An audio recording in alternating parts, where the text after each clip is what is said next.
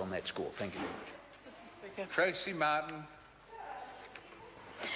I rise on behalf of New Zealand First to again state that we will be providing our conditional support for this bill to the third reading stage.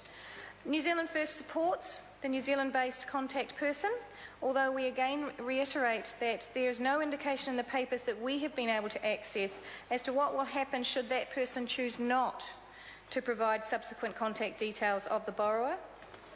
New Zealand First supports the exclusion of investment and business losses from the calculation of net income when accessing loan repayments. We take no issue with the reduction from 3 years to 1 year loan repayment holiday. I note that the Minister explained to the House that one of the reasons why the 3-year term was incorporated originally was due to the lack of experience or reference points that would have factored into the best period of time for such a repayment holiday when this bill was originally, when this legislation was originally drafted. I would respectfully suggest that those involved should have actually gone and found themselves a debt collector or taken advice from a credit controller. It is a known reality that the longer debt is unpaid, the less likely it is that it will be repaid. It is a known reality of those in those quoted professions that after 3 years, you are exceptionally lucky to be able to track down that debtor. And in the credit control world, 6 months is about as far as you ever want to allow a debt to be neglected. But, as I say, New Zealand First will be supporting the 1-year repayment holiday amendment. I note the number of times my Labour and Green colleagues have used the example of New Zealanders not returning to this nation with their skills due to the shortening of the repayment holiday. Can I be so bold as to suggest that in some cases it might just have the opposite effect?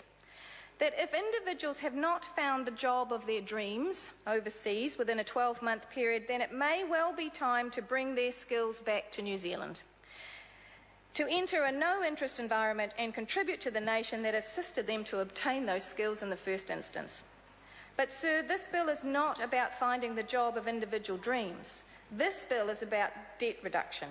And again, from personal experience, the sooner debtors address their debt, the greater likelihood it is that that debt will be repaid, and the sooner the stress, and it is stressful to know that one has a debt, the sooner that debt is paid, the sooner that stress is removed.